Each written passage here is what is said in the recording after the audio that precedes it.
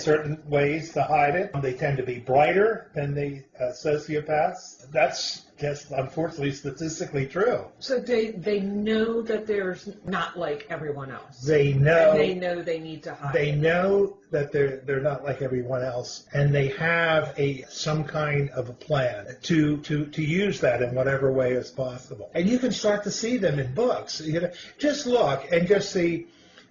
You'll see that, if I remember correctly, we've just finished in the Mystery Book Club that I belong to, a book about a woman who operates in a sociopathological way. But she comes up from very poor circumstances. She's been abused. She's been in very limited places for opportunity. She's smart enough that she can figure out that she needs to use her wiles to be able to go along. I think she's sociopathological, even though some people might think she's a psychopath. I mean, and you're referring to Vera. I'm talking about Vera in our book. Well, it was the series Vera Stanhope. Yeah, but not Vera herself. Right, Anna. Anna, yes, definitely. Yeah, because of the compromised circumstances, she goes over into a survival mode, and often you're going to see that. You can justify a heck of a lot of things if you see yourself as a victim and as a survivor, and so that's how they often see themselves. They see them. They know right from wrong. Yes. They just the sociopath doesn't care. The psychopath is trying to figure a way around it. Exactly, but also the psychopath has a sense, an inbred sense of self-justice. That the way he sees things probably is the true thing, the true piece here. Yeah.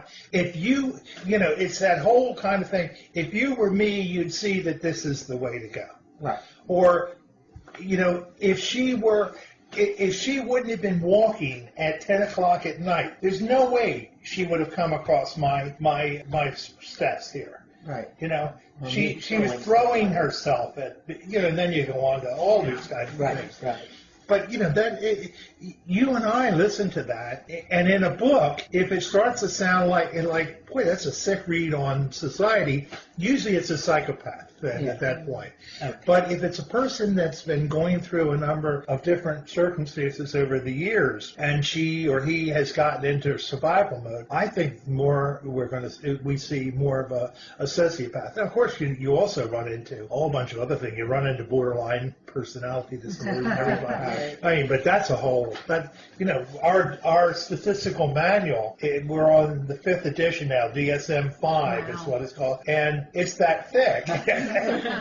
An anti-personality disorder has that many pages in it. Okay. Yeah, there probably needs to be a lot more. Well, we've had 5 editions of it, and everything changes. What I'm talking about today, two manuals ago, we wouldn't have had that. We had oppositional disorder at that point. Well, thank God we live in a time where we can know the difference. Yeah, but the sad reality is that what we are doing in the 21st century in psychology will be looked upon as primitive. Probably. Definitely. So you did this. So I'm curious if you looked at Sherlock Holmes and Moriarty. Yes. What would you classify these two literary people? Oh, okay. I think you have to say Moriarty is a psychopath. I have to do that. Yeah. You have to say it just from what we've discussed. And the idea is that Moriarty doesn't deviate that much. I mean, if he deviates, it's often to advance his cause or to do dirt to the serious brother. I look more at Sherlock Holmes as more of along the autistic spectrum. And I look more toward the Asperger syndrome type of with comorbidity of an addictive personality disorder. Mm-hmm. Yeah. Oh, because very interesting. Because I mean, there's so many things that he does that are not compulsive. I mean, even though it seems that way, they're often to put him into a frame of reference by which he can do thus and so. Right. Mm-hmm. But I would think, I really think he because of the way he interacts with people is that it's more of a spectrum than Asperger's spectrum on that. Mm-hmm. Yeah.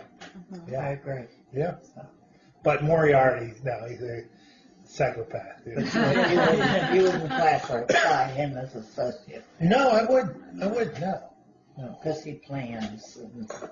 And also he's sensitive to the impact of horrible behaviors on other people. He does, I mean, even though it seems like he's treating it as a very interesting study, he's actually treating it so that he can somehow or the other help a person or other persons that might be victimized. Yeah. So that's the way I would look at it. Do you think literature accurately portrays these people? I think the best written ones do. Okay. I think you and I could sit down and, from what we know of the difference between psychopathology and sociopathology, just answer yes or no if does this character fit into this or not. And if he does fit into this, or she fit into this, does she fit in this spectrum or that spectrum? The psychopathology. I think a well-written one will do that. But, you know, again, it's what I said before when we were talking earlier is I think a number of people just use these terms interchangeably, and it doesn't help us push the ball forward because there are some very interesting things going on, you know. If you want to go back to that old argument of nature-nurture, the whole psychopath is nature. Sociopath is nurture. Well, that's what I meant more about the accurate portrayal. Because I see it sometimes as it's just a throwaway word. And it doesn't quite fit with what they're throwing out in the book. And I'm like, this doesn't ring true to me. Yeah, the other thing is, I mean, there's so many rich types of ways that people present themselves. I mean, the whole schizophrenic spectrum is very interesting because there's schizotypal, there's schizophrenic, there's all of these kinds of behaviors that come on at a later time in life. I mean, in their 18s to 20-somethings, and they've been moving along quite well. Well, what went wrong there? Yeah. I think would be a brilliant thing to write about more. And I know that there have been some good books written on schizophrenia, but I just don't see it very much of them. What is the youngest age somebody can be diagnosed as a sociopath or I think from very early on you can do pathology. I mean, the psychopaths. The easiest diagnosis, to my way of thinking, for young age is the psychopath. You look for patterns of violence, you look for patterns of fire setting, you look for patterns of hurting animals, you look for patterns of brutal behavior toward smaller children. All of those kinds of things violate the rights of other people and operate without a frame of conscience. In fact, there's been a brilliant book written, and I hate to tell you this, but I read it in 1972 called Children Without a Conscience. And there's some absolutely, I mean, they read as well as some of the mystery books I've read. These patterns of children that come to light. Do you know who wrote that? But it's easy to get. Children Without a Conscience.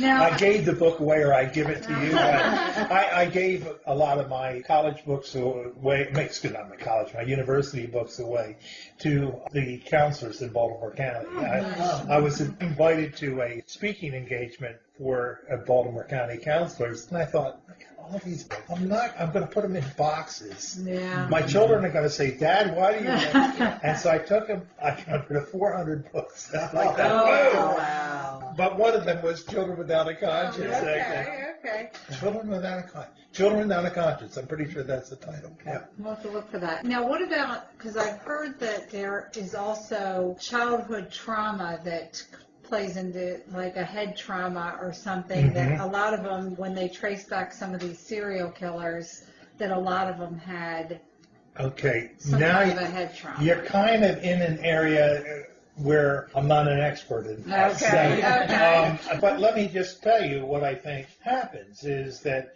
with closed head trauma, you have a disruption in cognitive processing. And I could see all sorts of terrible ramifications for that, as far as a person then not being as able to control impulses as before, the idea of a person not cognitively working from cause to effect and that sort of thing. Maybe because of this, maybe a greater impulse toward anger and all those sort of things, all of which are deadly consequences of having the structure that you had disrupted by something else. We know, we see what close-head trauma can do for soldiers as far as mobility, that sort of thing. Well, just think about it as far as processing ideas. Yeah. And I would say, I wouldn't see that that's not an uncommon thing. Just as an aside, I'm going to interject here because it reminded me of someone I know who had HIV and it affected his brain, and I could just see him becoming less and less empathetic. He became an alcoholic. And, Interesting. Sure. Can you cure a psychopath?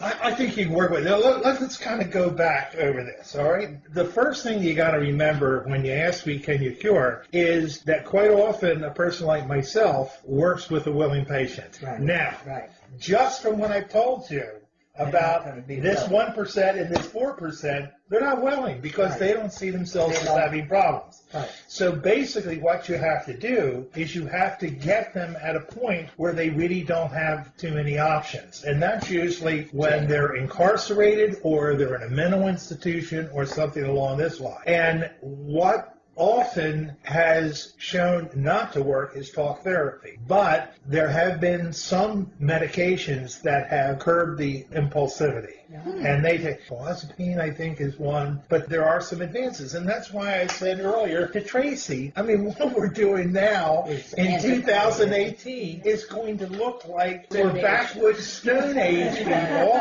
Right. You know, backwoods Stone Age. I'm not sure we could work that out, but backwoods people as far as medications. When I started off, there were something in the neighborhood of maybe 5 or 6 drugs for bipolar disorder, you know, which called manic depressive at that time. Okay. Now, the last time I heard, there were 232 approved medications. Now, that doesn't mean there's probably 1,000 more in the pipeline, but that's what I mean, Kathleen, by the idea of Stone Age type of things. You know, that what'll happen, you know, who knows where, you know. But, you know, I firmly believe that, you know, we're going to have that white feather thing with the Alzheimer, the first person that's cured of Alzheimer's, basically because I think there are still a number of different processes.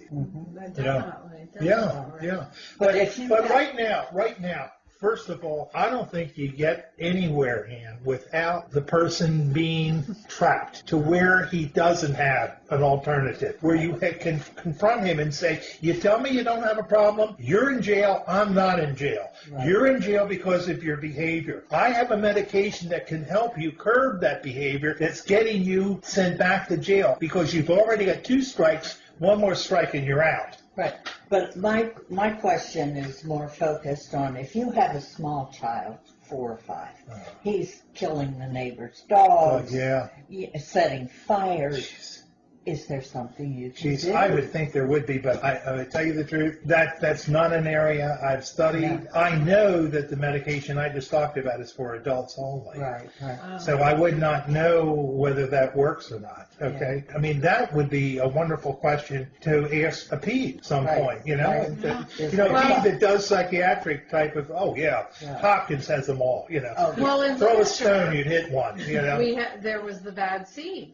That he was just born bad. That's what the book touted. Right, but my thing is, could you grab that child at a small age if you recognize we got a problem? Well, they do. I think they've gotten better at diagnosing. If they see a child starting to harm animals and things, they know what to look for now. It used to be, boys will be boys or whatever, but it's not like that anymore. People are more in tune to notice things like that. I would agree. Right. I would agree. Now, what about a character like Norman Bates? Okay. What would he be classified as?